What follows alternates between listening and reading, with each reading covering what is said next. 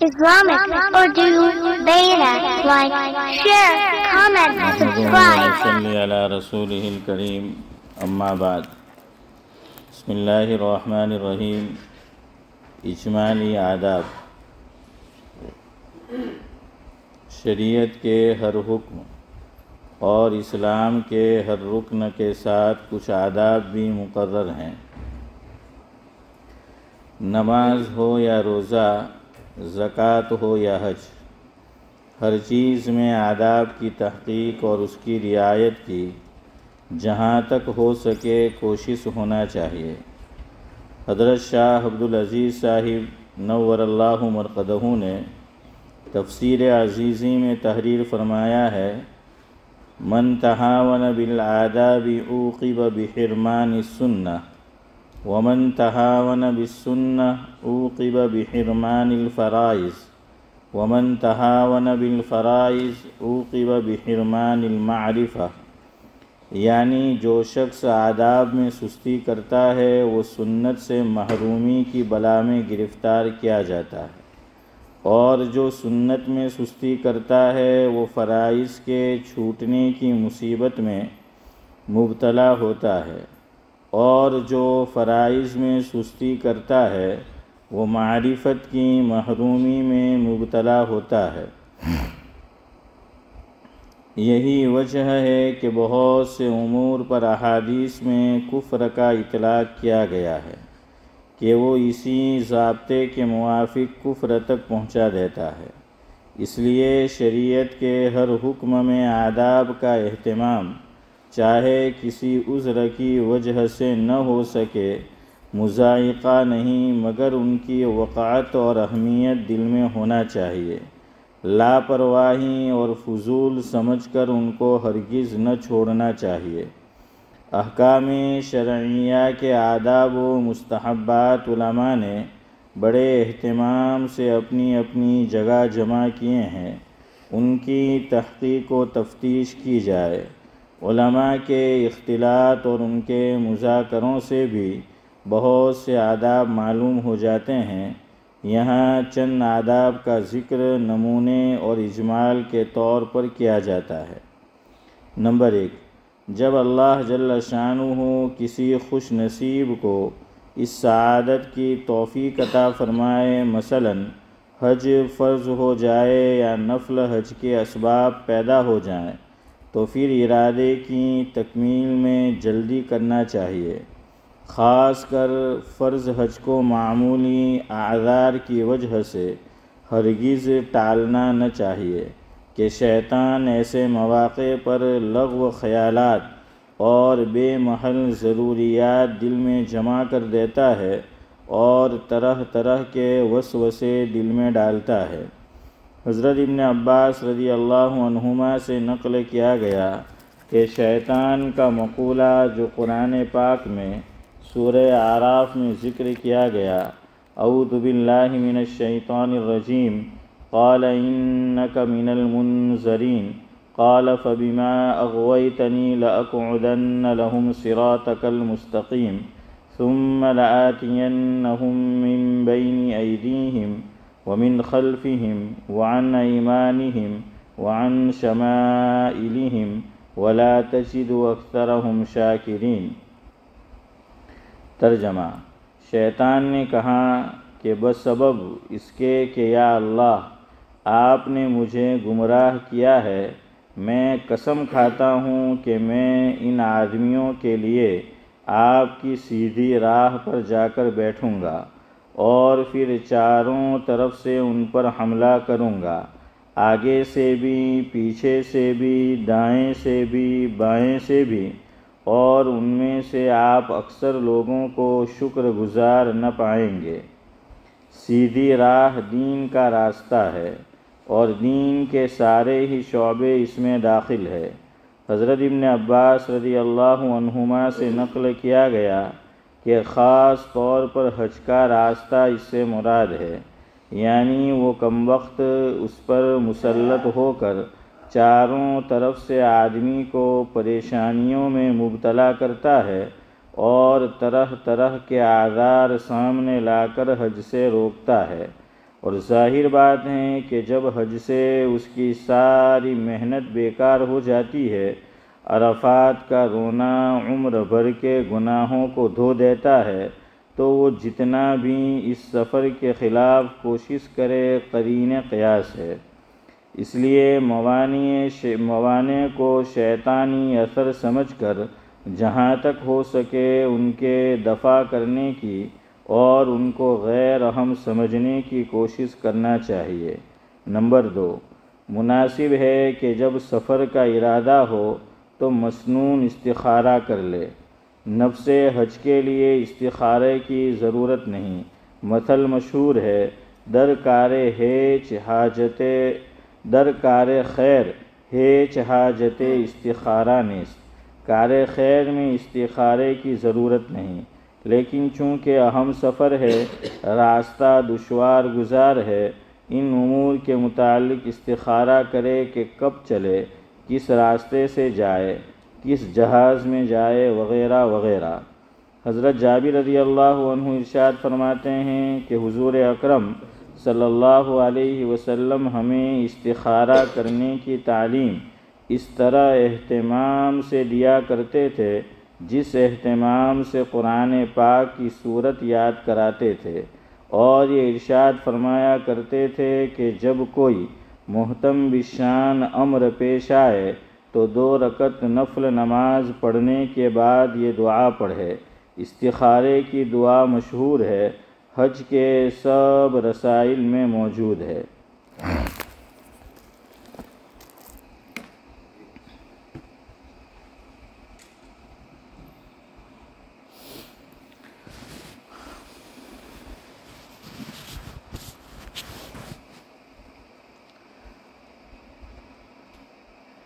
یہ جو حکم قربانی ہے، یہ حکم قرآنی ہے۔ نہ دینا اس میں عقل کو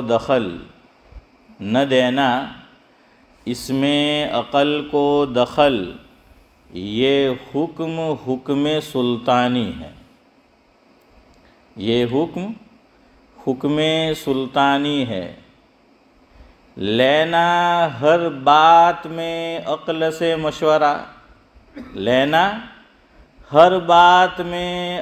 سے مشورہ، یہ سراسر نادانی ہے۔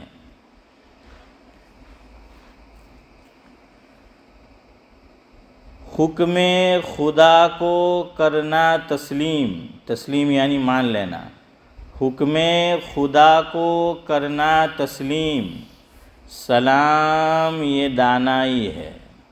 دانائی یعنی عقل مندی، ذکاوت، ہوشیاری۔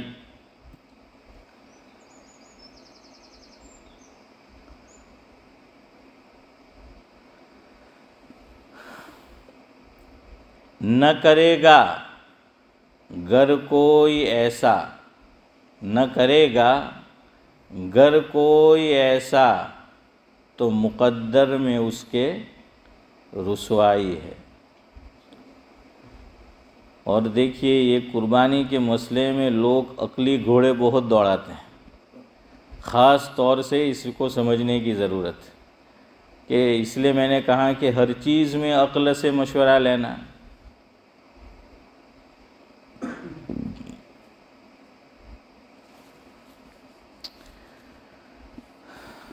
اب بنگلہ دیش میں سیلاب آیا ہوا ہے اور کافی اس سے جانی نقصان تو کم لیکن مالی نقصان پہنچا ہے۔ ایک صاحب کا فون آیا تھا جمعہ کو کہ ہم قربانی نہ کریں، اور قربانی کی جگہ، وہ صاحب بنگلہ دیش کے ہی ہے، سلٹ کے ہیں۔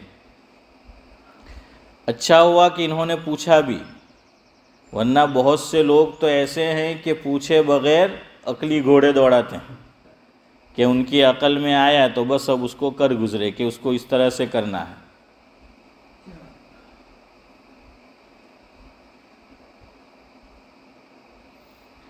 انہوں نے جو پوچھا اس کا خلاصہ یہ ہے، ہو سکتا ہے آپ میں سے بھی کسی کے ذہن میں آئے، اس لیے میں نے سوچا کہ مختصر اس طرف اشارہ کروں، اور اس کے بعد جمعرات کو جو مضمون بیان کیا تھا وہ ابھی تشنا نامکمل اور ادھورا ہے، وقت رہا تو انشاءاللہ اس کی تکمیل کریں گے۔ وہ بھائی کا فون آیا اور کہنے لگا خلاصہ یہ تھا کہ امام صاحب آپ کو معلوم ہی ہوگا کہ سلہٹ میں سیلاب آیا ہوا ہے اور اس کی وجہ سے کافی مالی نقصان ہوا ہے، تو میری فیملی بڑی ہے یعنی ان کی، تو ہم اس سال ایسا کرے کہ قربانی کا جانور جن رقوم سے ہم خریدنے والے ہیں تو ہم اس سال کے لیے قربانی کا جانور نہ خریدے، اور اس کے بجائے وہ جو رقم ہے تو جن کو مالی نقصان پہنچا ہے سیلاب کی وجہ سے بنگلہ دیش میں سلہٹ میں، تو وہ رقم ہم ان کو دے دیں۔ اور ایک جملہ انہوں نے یہ بھی کہا کہ بہت سخت مالی امداد کی ضرورت ہے، تو ہم ایسا کر سکتے ہیں یا نہیں؟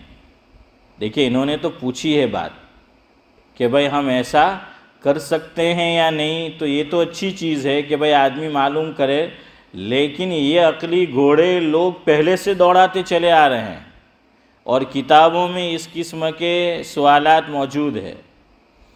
تو میں نے ان کو مسئلہ بھی بتایا اور مسئلے کا ایک حل بھی بتایا، تو میں نے کہا کہ انشاءاللہ دونوں کام ہو جائیں گے اگر آپ کرنا چاہے تو پہلی بات تو میں نے ان سے یہ کہی کہ دیکھیے اگر آپ پر قربانی واجب ہے تو قربانی تو آپ کو کرنی ہی کرنی ہے، اس کی جگہ آپ اس رقم سے غریب کی مدد کر دے، بہت اچھا جذبہ ہے، بہت اچھی چیز ہے، لیکن حضرت تھانوی رحمۃ اللہ علیہ کا ملفوظ حضرت نے فرمایا کہ جب ہمارے دل میں رحم اٹھتا ہے تو پتہ نہیں کیوں ہم شریعت کے مسئلے پر ہی اور اس کی گردن پر ہی چھری پھیرنا چاہتے ہیں، کہ کبھی ترحم کا اور رحم کا جذبہ اٹھا بھی تو اس کے نیچے اب ذبح گردن کس پہ چلے گی؟ شریعت کے حکموں پر، اور یہاں بھی ایسا ہی معاملہ ہے۔ پھر میں نے ان کو بتایا کہ صاحب معارف القرآن سابق مفتی اعظم پاکستان حضرت مولانا مفتی محمد شفیع صاحب نور اللہ مرقدہ نے اسی قسم کے ایک سوال کے جواب میں تحریر فرمایا، اسی قسم کا سوال تھا۔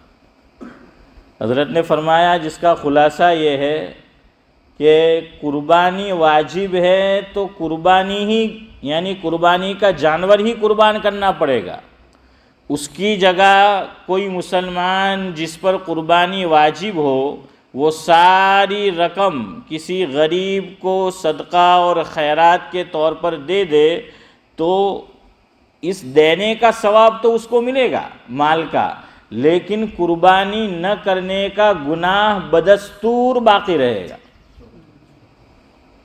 تو وہ تو گناہ ہونے ہی ہونے والا ہے۔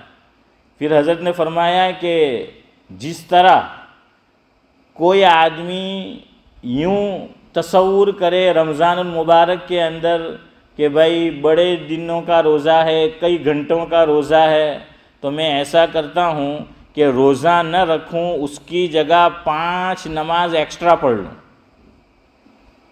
تو چلے گا یہ؟ نہیں۔ یا کوئی آدمی الٹا سوچے کہ بھائی میں ایک روزہ رکھ لوں اور 2 دن کی نماز چھوڑ دوں کہ ایک نفلی روزہ رکھ لوں کہ بھائی میں اللہ سے میں کیا ہے معاملہ کروں کہ 10 نماز نہیں پڑھوں گا اللہ، لیکن اس کی جگہ میں نفلی روزہ رکھتا ہوں۔ اور پھر حضرت نے فرمایا کہ اسی طرح کسی پر حج فرض ہو اور اسی طرح کوئی سیلاب آ جائے یا زلزلہ آ جائے اور وہ آدمی یوں سوچے کہ بھئی مجھ پہ حج فرض ہے اور میں حج میں جانے والا ہوں، میں نے ارادہ کیا ہے، لیکن یہ سیلاب کی وجہ سے مالی نقصان ہوا ہے، زلزلے کی وجہ سے مالی نقصان ہوا ہے، اب میں حج میں نہ جاؤں اور کیا کروں، یہ پوری رقم کسی غریب کو صدقہ اور خیرات کے طور پر دے دوں، اس کا ثواب تو ملے گا لیکن حج بدستور ذمے میں باقی رہے گا۔ ہاں نفلی حج پہ کوئی جا رہا ہو تو ایسا کر سکتا ہے کہ بھائی نفلی حج ضروری نہیں ہے، اس کی جگہ آپ کسی غریب کی مدد کر دو تو صحیح ہے۔ ہماری مسجد کے ساتھ جو مہمان خانہ ہے اس میں حضرت مولانا مفتی سعید احمد صاحب پالن پوری نور اللہ مرقدہ، آپ جانتے ہیں کہ تشریف آوری ہوتی تھی تو قیام ہوتا تھا۔ ایک دن حضرت نے خصوصی مجلس میں فرمایا جس کا مفہوم یہ ہے کہ اللہ تعالیٰ نے مجھے بھی مال دے رکھا ہے اور میں نے فرض حج کر لیا ہے، اب میں چاہوں تو نفلی حج کر سکتا ہوں، لیکن میں نفلی حج نہیں کرتا اور نہ میں عمرے زیادہ کرتا ہوں۔ اسی لیے آپ نے دیکھا ہوگا بہت سے علماء جو اس ملک میں آتے ہیں یا امریکہ کینیڈا، عام طور پر یا تو آتے ہوئے عمرہ کریں گے یا جاتے ہوئے، لیکن مفتی صاحب کی عادت نہیں تھی۔ اب غور کرو، حضرت کی عادت نہیں تھی۔ اس کے پیچھے ریزن اور وجہ اس لیے کہ علماء نے مسئلہ لکھا ہے کہ کوئی آدمی فیملی میں، خاندان میں یا اپنے گاؤں میں، محلے میں ضرورت مند ہو تو نفلی حج اور عمرے سے بہتر ہے اس کی مالی مدد کرنا۔ یہ مسئلہ لکھا ہوا ہے کتابوں، تو حضرت کی اس پر نظر تھی۔ اب ہم عوام کو مسئلہ بتائے تو کیسے بتائے، چونکہ مولوی ہی عمری پہ عمرے کرتا رہتا ہے، تو اب ہم کیسے بتائے؟ بتانے جائیں گے تو فوراً کہیں گے کہ فلانا مول صاحب موٹا مول صاحب پا جاتے ہیں اور وہی حج پہ حج کرتے رہتے، اب کس کو بتائے ہم؟ یہ مسئلہ لکھا ہوا ہے۔ حضرت مفتی سعید احمد صاحب پالن پوری رحمۃ اللہ علیہ کی اس پہ نظر تھی، اور نظر ہی نہیں عمل تھا، اور یہ میں نے خود سنا ہے اور کتاب میں بھی میں نے ذکر کیا ہے، جو کتاب میں نے لکھی ہے اس میں بھی میں نے یہ بات لکھی ہے۔ تو حضرت نے فرمایا کہ میں ایسا کرتا ہوں کہ خاندان کے اندر، اپنے ہی خاندان، ان کے بیٹوں میں کسی کے پاس پیسہ تو ہے لیکن پورا نہیں ہے، تو میں اس کی مالی مدد کر دیتا ہوں اور کہتا ہوں کہ جا حج پڑھ کے آ۔ اور فرمایا کہ اس طرح میں نے اپنے 2 بیٹے کو حج کرایا، ورنہ چاہتا تو میں خود بھی جا سکتا تھا۔ میرے لیے کہنا آسان، آپ کے لیے سننا آسان، لیکن جب آ جائے لکشمی بائی ہیں اور زیادہ ہو تو یہ عمل بہت مشکل ہے۔ ہاں اس پہ بہت مشکل عمل ہے کہ آدمی اپنے نفس کے جذبات کو کچلے غیروں کے لیے۔ اپنے بھی تو ایک معنی میں غیر ہی ہے، اور اب تو لوگ کہتے ہیں کہ اپنے بھی غیر ہی ہے، تو اس لیے جو ہے یہ مسئلہ ہے۔ بہرحال میں آپ کو کیا بتا رہا تھا کہ قربانی کسی پر واجب ہے تو جانور ہی قربان کرنا پڑے گا۔ اب حضرت تھانوی کی بات سنو۔ حضرت تھانوی عقلی دلیل دیتے ہیں، اور غور کریں گے آپ کو بات سمجھ آ جائے گی۔ حضرت تھانوی یہ فرماتے ہیں کہ بہت سے لوگ یہ سمجھتے ہیں کہ قربانی کا مقصد غریبوں کو گوشت کھلانا ہے۔ لوگ کیا سمجھتے ہیں کہ قربانی کا مقصد غریبوں کو گوشت کھلانا ہے۔ اب تو یہ بات آپ کو کم سمجھ آئے گی، لیکن پرانے دور میں لوٹو، یہ میں نے بھی دیکھا ہے، آج سے 25 سال پہلے ہمارے گاؤں کے اندر ماشاءاللہ جو ہیں بقرہ کٹتے تھے، بڑے قاف والے ہیں، اور اتنے کٹتے تھے کہ پوچھو مت، اور اپنوں کو تو دیتے ہی تھے، جو ان الذین آمنوا نہیں ہے ان کو بھی دیا جاتا تھا۔ اور یہ منظر میں نے خود دیکھا ہے۔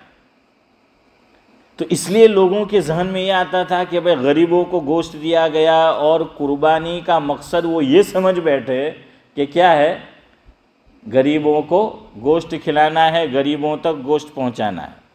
حضرت تھانوی تو حکیم الامت تھے، فرمایا کہ اگر شریعت کا قربانی سے یہی مقصد ہوتا تو پھر ہم یہ کیوں نہ کر لیتے۔ میں اب اپنے ایریے کی مثال دوں کہ A1 سے اور BK سے جا کر گوشت ہی خرید لیتے اتنا، ہیں، اور وہ سستا بھی پڑتا پھر کہ بھائی ہم نے جتنا بکرے میں سے گوشت حاصل ہونے والا ہے، گائے میں سے حاصل ہونے والا ہے، تو ہم وہی جو ہے وہ خرید لیتے۔ لیکن آپ مجھے بتائیے کہ اگر ہم گوشت، دیکھیے BK میں اور A1 میں آپ آرڈر دیں گے تو جا کر آپ کو گوشت ہی لینا ہے وہاں سے، بعد میں بھی آپ نے جانور خریدا پھر بھی آپ کے ہاتھ کیا لگنے والا ہے؟ گوشت ہی لگنے والا ہے۔ لیکن وہ آپ کے نام پر جانور ذبح ہوگا، آپ کے اور میرے نام پر، اور ذبح ہو کر پھر وہ گوشت ہاتھ آتا ہے۔ لیکن ویسے ہی جو گوشت پڑا ہوا ہے اس سے ڈبل بھی ہم خرید لے تو قربانی ادا ہوگی؟ نہیں ہوگی۔ کیوں؟ قربانی کا مقصد آقا نے حدیث پاک میں یہ فرمایا کہ اراقۃ الدم، خون کا بہانا ہے، خون کا بہانا ہے۔ اور حدیث میں فرمایا کہ ما عمل ابن آدم من عمل یوم النحر احب الی اللہ من احراق الدم، او کما قال علیہ الصلاۃ، کہ ایام نحر میں، قربانی کے دنوں میں اللہ رب العزت کو جانور قربان کرنے کا عمل جتنا محبوب اور پیارا ہے اتنی کوئی چیز پیاری نہیں ہے۔ اور وہاں لفظ ہے کہ خون کا بہانا، اور انہی دنوں میں بہانا، ان 3 دنوں کے اندر جو ہے وہ بہانا، نمبر 1۔ نمبر 2، اگر قربانی کا مقصد غریبوں کو گوشت دینا ہوتا تو شریعت مقرر کر دیتی یہ بات کہ بھائی جتنا گوشت قربانی کے جانور سے آپ کے اور میرے ہاتھ میں پہنچتا ہے تو کیا کرو، آدھا تم رکھو آدھا غریبوں کو دو، یا یوں کہتی کہ کچھ تم رکھو کچھ فیملی والوں کو دو کچھ غریبوں کو دو۔ ہاں یہ بات تو ہے کتابوں میں کہ قربانی کا جو گوشت مجھے اور آپ کو حاصل ہو قربانی کے جانور کا، اس کے کتنے حصے کرنے چاہیے؟ 3۔ ایک فریز کے ساتھ فریزر میں رکھنا چاہیے ہے حسن بھائی، اور دوسرا جو الگ سے چھوٹا فریزر ہے اس میں رکھنا چاہیے، اور تیسرا 2-3 دن میں پکا ہی لینا چاہیے کہ رکھنے کی باری ہی نہ آئے۔ 3 حصے ہو گئے؟ نہیں، 3 حصے مستحب تو ہے، یہ کہا کہ ایک حصہ خود رکھے، ایک حصہ غریبوں کو دے، اور ایک حصہ رشتہ داروں کو دے، یہ مستحب ہے۔ یعنی کیا مطلب مستحب کا؟ کہ پورے کا پورا جو گوشت قربانی کے جانور کا مجھے اور آپ کو حاصل ہو، ایک بوٹی میں کسی کو نہ دوں تو میں گنہگار نہیں ہوں۔ کیوں مستحب ہے؟ اس سے بھی پتہ چلا کہ قربانی کا مقصد غریبوں کو گوشت پہنچانا اور گوشت کھلانا نہیں ہے، یہ اللہ تعالیٰ کے حکم کو پورا کرنا ہے۔ اور اسی لیے اللہ رب العزت نے قرآن میں فرمایا کہ لَن يَنَالَ اللَّهُ لُحُومُهَا وَلَا دِمَاؤُهَا وَلَكِن يَنَالُهُ التَّقْوَى مِنكُمْ۔ مفہوم یہ ہے کہ اللہ تعالیٰ کو تم جو قربانی کا جانور قربان کرتے ہو اس کا گوشت پوشت اللہ کو نہیں پہنچتا، تمہارا جذبہ کیا ہے، تمہاری نیت کیا ہے، وہ اللہ تک پہنچتا۔ اس لیے یاد رکھو بھائی، کبھی ایسی غلطی مت کرنا۔ قربانی واجب ہے تو قربانی ہی جو ہے وہ ادا کرنی پڑے گی، جانور ہی قربان کرنا پڑے گا۔